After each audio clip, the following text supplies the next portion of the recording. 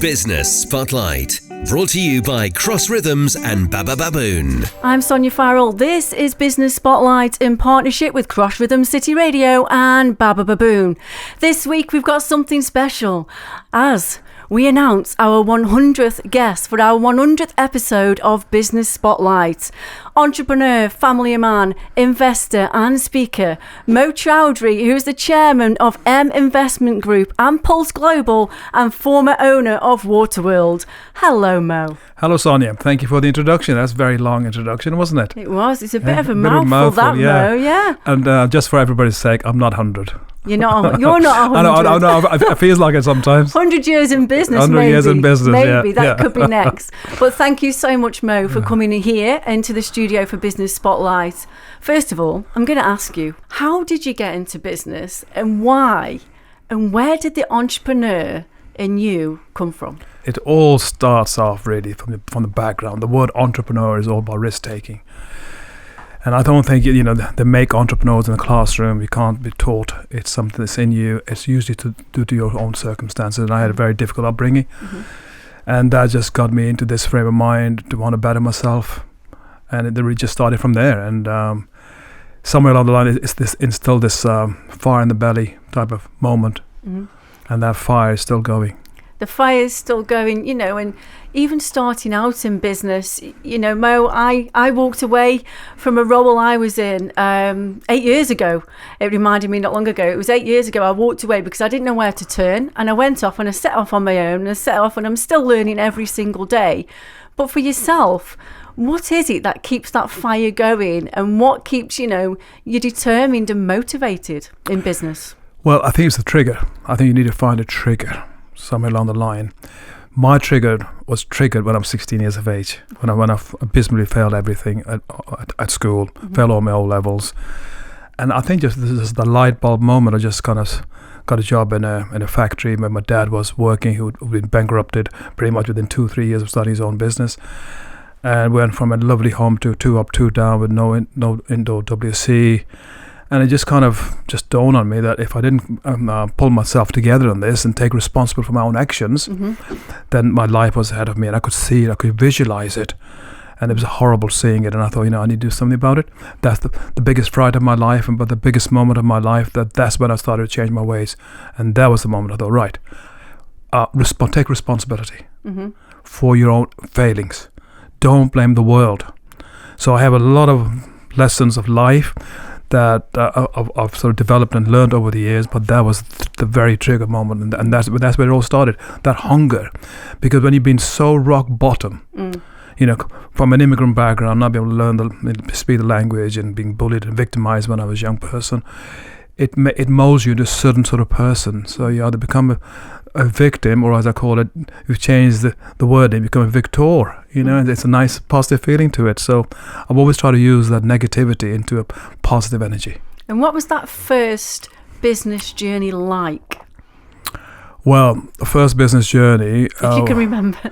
Well, I can remember everything, to be honest, because those memories stay with you forever, because they kind of mold you to the person that you become. Because I had a very tough upbringing, very challenging, and I had no one to turn to, so I became pretty much self-sufficient. And I got a job in a bank, and I turned it down. And I decided I was going to door knock, basically, canvas of business. And you think, well, why on earth would you put yourself through all of that? I think it's because I was programmed that way to keep challenging myself. And I really wanted to find out whether I had what it took. And, before that, it's all bluff and bluster. Mm-hmm. You're trying to put up a strong, positive face, but actually you're lacking confidence. You really have got inferiority complex, and it's tough. So I decided, I would just challenge myself, mm-hmm. and that was the moment. That first job really made me what I become later on.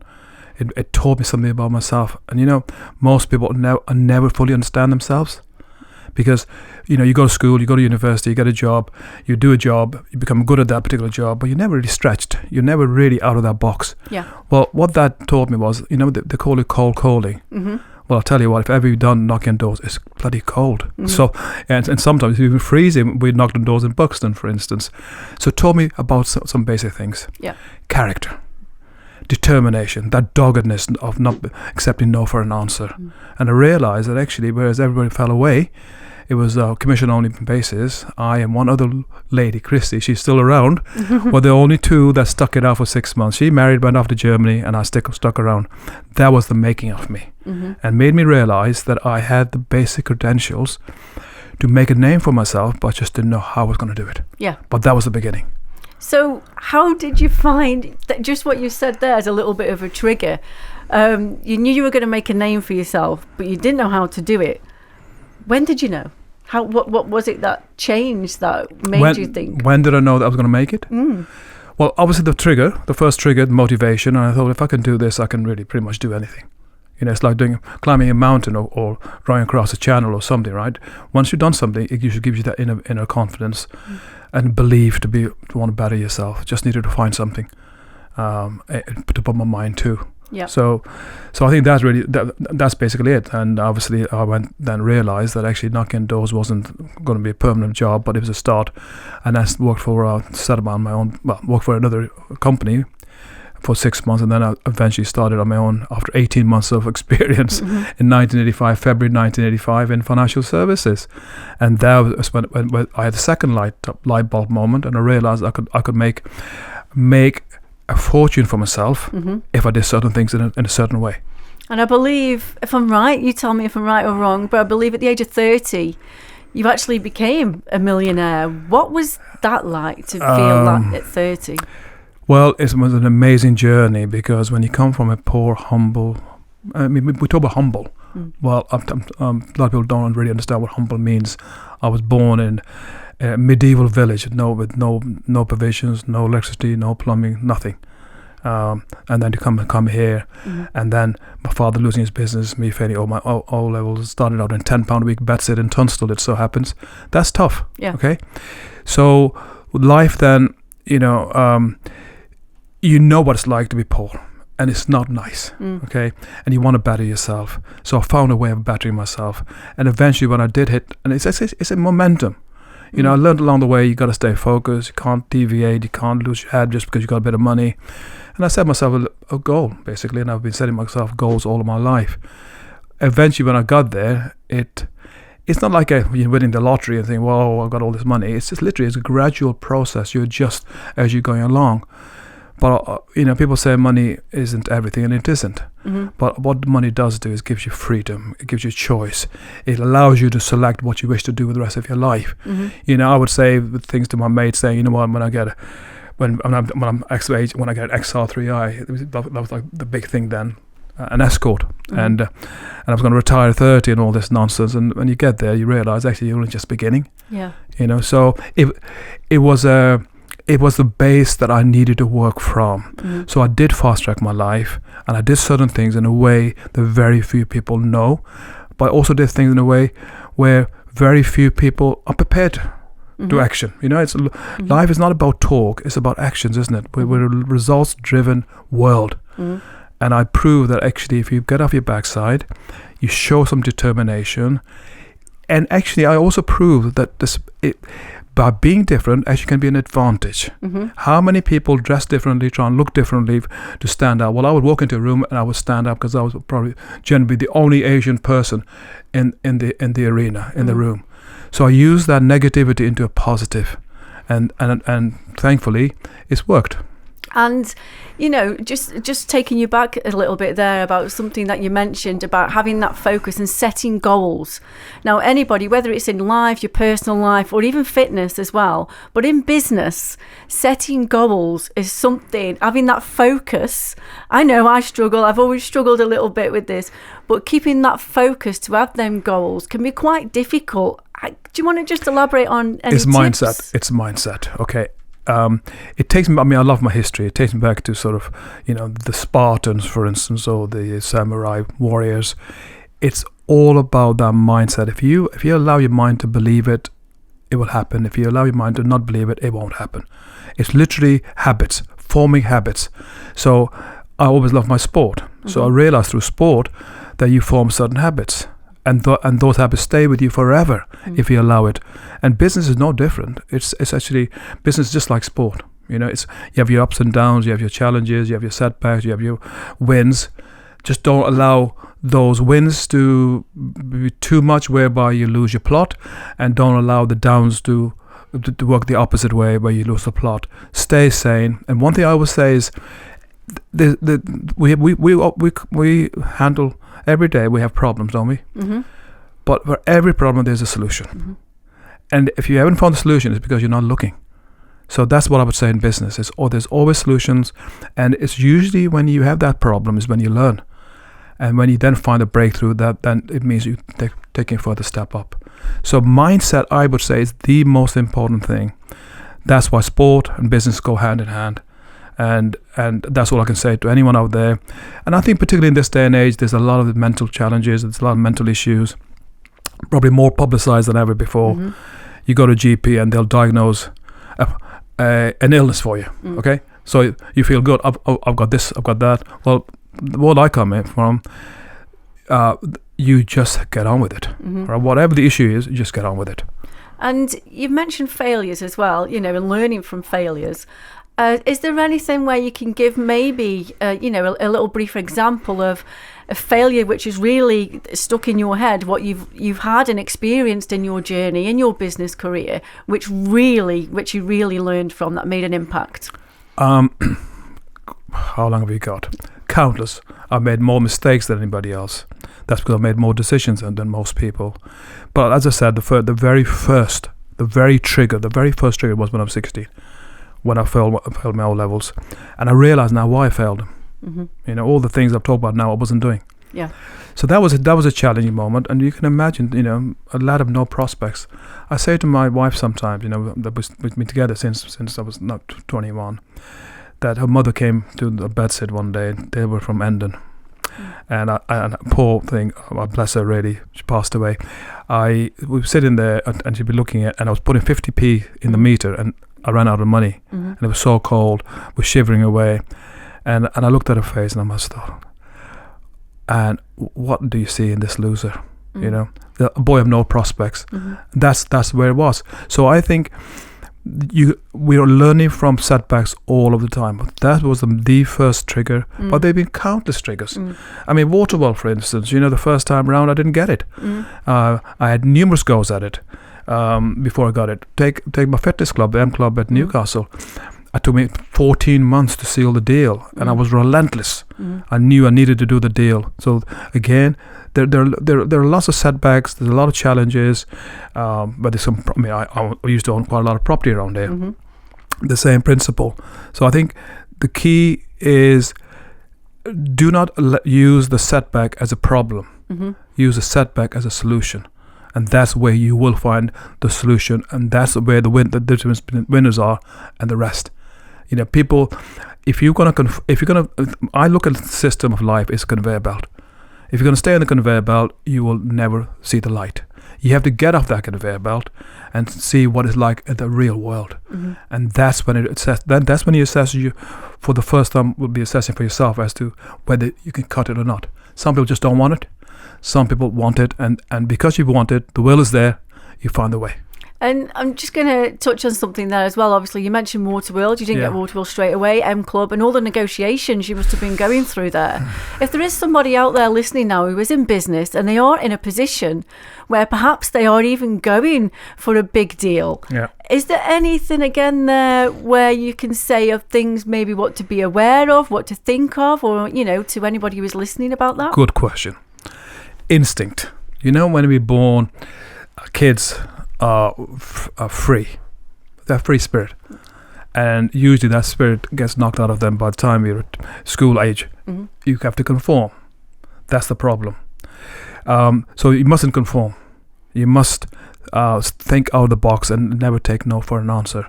And also I would say, it may not be politically correct, but don't listen to too many advisors. Right? Advisors make a living telling you what not to do. What you do in business, an entrepreneur, is you're in business to overcome all those obstacles in the way and go and get it. So take Waterwall as an example. The first time around, I didn't get it. It was beyond my budget at the time. So I said, there's a limit. So I've always been pretty sensible in terms of whether I have too much exposure or not exposure. When the deal when the time came, literally, and this is not an exaggeration, I got a call from the agent one day and said, "Mo, are you still interested?" And he was a very posh boy, Charles Ponsonby his name was, and ironically I really got on well with him, nice guy. And I said yes, and I said, "Is it Mo Price?" He said, "It's Mo Price." He said, "Okay. In order to get the Mo Price, you need to get on the train tomorrow to come to Canary Wharf to sit in front of our team of Rank Leisure PLC." I went, oh, and then we can sign the contract and you can pay us the money. But before that, I mean, in the first round, I'd spoken to the bank. I said, "Can I borrow some money, please?" And they said, "Yeah, sure. But you'll need, we need get KPMG to do this due diligence." I said, "What is this due diligence? I've seen it. I've looked. I want to buy it." That was my approach. They said, no, we're lending you a lot of money, so we need them to sort of do this assessment. And I said, you know what, forget it. So when it came second time around, I said, forget it. Don't need to bother. I borrowed the money from my property company, which had enough to buy it. So I risked it all, to be honest. Went to London, rang my lawyer up, Glyn, who's still around, who's actually he was part of the team that helped sell the Waterwell business. Ironically, it was KPMG that sold the business this time. And I said, "Right, Glyn, what are you doing tomorrow?" He says, "Don't know, what are we doing?" I says, "We're going to London." He said, "Fine, let's go." So we ended up going to London, and it's me and him, and there's about 10 others on the opposite side. Oak panel, you can imagine back in the day. And after it was getting to about 4:00, and I'm thinking, I want to buy this bloody business. So I said, "Glenn, can you just sign the contract?" He said, "Well, I haven't gone through this T's and C's and this and this and this." And I said, "Listen, we booked the train for 4:30. I said, "I'm not going to pay for another ticket if later on it's too expensive." So I said, let me sign. So I signed. Literally the next day, I got Waterwell. It's a 24-hour deal. Yeah. So that's instinct. I had no experience in it. Somebody said to me, some big agent said to me, "Mo, why did you do it?" I said, "I just followed my instinct." And he said, and that's the problem. Most people lose that instinct because what happens? We rely on too many professionals. "Oh, we can't do this. We can't do this." Well, my world is we can, and I'm going to do it. And I did it. It might sound like a silly question, but is that instinct, do you still now, going into the future? Instinct. Everything's instinct. Everything I've done in my life has been an instinct. But what happens is you become good at it. Right? It's like all skills. You start out being not very good and you make some mistakes. But as you go along, you become more refined, more proficient. And I like to think, and I'm at this sort of stage in my life where I pick and choose the right move, right decisions. So it's that selection process you go through. But you can only go through that, and you've got to learn. You got to start from the beginning. But you're never going to learn. You're never going to make the grade if you rely too much. Yes, we need professionals around us. Yeah. For obvious reasons, but you are doing the business. It's your name on the line, and you've got to take the risk. And that's one of my key powers. The first power of 3 is a trigger. The second power of 3 is risk taking. The ability is an ability to take risks, not just willing. I've never gambled in my life, by the way. Never been to a casino to gamble ever. Okay, and yet I've taken risks all my life. And the third thing is, of course, when you do make those risky decisions, sometimes things will go wrong. Yep. Well, actually, no. The thing, you'll get setbacks. Yeah. That's when you make the grade. So when I bought Waterwell, the first thing happened was October 1999. It's a good job I was sitting down. I got this letter from the race office, and I got my first race bill. And the rateable value of the business was 480,000 quid. I went, and I knew they had an appeal in place. But that appeal had been done for years, and no one had done anything about it because no one took responsibility. So you got a sole man owning this business. So what do I do? Before the internet, I got on the phone, spent 8 hours on the phone, eventually got to the chief valuation officer and said, "Right, this is the situation. What are you going to do about it?" He says, "On my desk." I know it's on your desk. It needs to go off your desk because you're going to bust this business if you're not careful, and I'm going to publicise that you busted it. Within a week, we'd had the rateable value change from 480,000 to 115,000. Because just on a technicality. Yeah. So when you have to do it, you do it. Yeah, I get that. And I can see, again, everything that you're saying there, it's almost like you're reliving everything. It's all coming back 26 years later. It's like it happened yesterday. Yeah, and you don't forget. It was an adventure, by the way. Honestly, it's been an amazing adventure. Yeah. You make adventure. Yeah. You know, you have your ups and downs, your twists and turns and up and ducking and diving, but that's what it's all about, isn't it? That's what businesses can be fun. Yeah. So I've got just a couple of more questions, Mo, before we let you go, because I know how busy you are as well. But yes, you know, you've sold, Waterworld has been sold, you've got M Club, you've got Pulse Global as well. I would like to ask you, obviously, M Club and everything, and Waterworld as well, based in Stoke-on-Trent.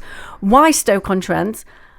And how do you turn a local business into a global business? Good question. People think, right, I've been involved in a lot of partnerships over the years. People think that actually you have to be in the big cities to make it work. Well, we've got some mammoth businesses here, and they made it work. So why Stoke? I met my missus here, and I got my first job here, and I just got on a roll and stuck here. But you can actually, the point is, you can make your mark anywhere, wherever you are. It depends on you and the energy that you bring. That was the first question. Mm-hmm. And how do you turn a local business into a global business? Right. So that's a opportunity. Mm-hmm. Okay. You got to seek out opportunity. So take Pulse, for instance. They helped me out the first time around. They're a lovely business, mixing with the likes of Techno Gym. People that don't know about gym equipment, we're a gym equipment manufacturer. English business. We design. We have our own designs.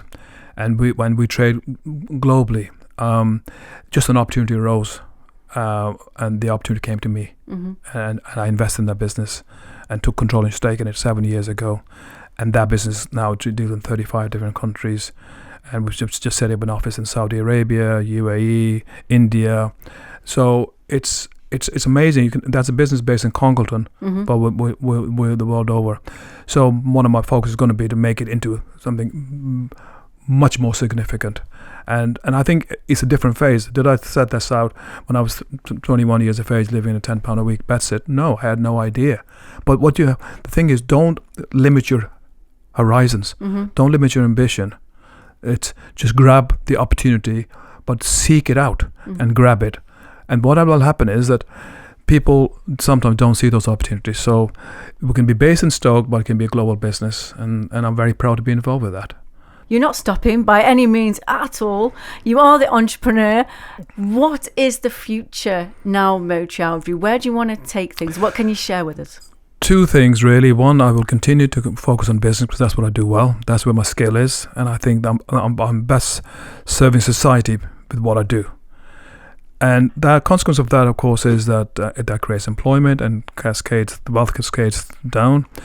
That then allows me to focus a bit more on philanthropy. You know, I want something that people don't realize. Is actually I've owned a school that I've started about 15 years ago in Pakistan. That's got near 500 children being educated in English. Okay. So I'll continue to do that. We're going to open a clinic in Pakistan where I was near where I was born, because I've just been back recently, and I noticed that because there's no welfare, there's no medical support, there's nothing, and people are ailing, and people, average life expectancy is 65 years of age, and it's terrible. So we're going to open up a clinic, which we're going to help poor people with the medication and treatment, so they can actually have a better life. So we've got the education, you've got the medical side, and the rest will evolve. The rest will evolve in time. But I think it's only human nature that if society's been good to you and you've done well from it, then you want to give back. And that I think I'm not unique to that, but I have my specific projects that I want to focus on. 100%. And one last question, and I promise I will let you go. Mo Chaudry, how do you define success? Creating wealth for others, helping society, and making a positive contribution to the society that you belong to. That to me is success. I'll tell you something before I finish. One thing that I noticed nowadays is which something I want to focus on is a lot of young people have lost hope. They've already given up. And I think people like myself need to inspire so they can aspire to better themselves. Ignite that hope like I had. And then from that hope gets faith. From that faith comes ambition. From ambition, you take actions. And you take risks. And you make. And you grow. And then you look at the world after 20, 30 years and say, have I really done all that? There's nothing more satisfying than that. Mo Chaudry, thank you so much. You've been an absolute star. That's Mo Chaudry here on Business Spotlight with me, Sonya Farrell. Business Spotlight. shining a light on our local business community. Brought to you by Cross Rhythms and Baba Baboon.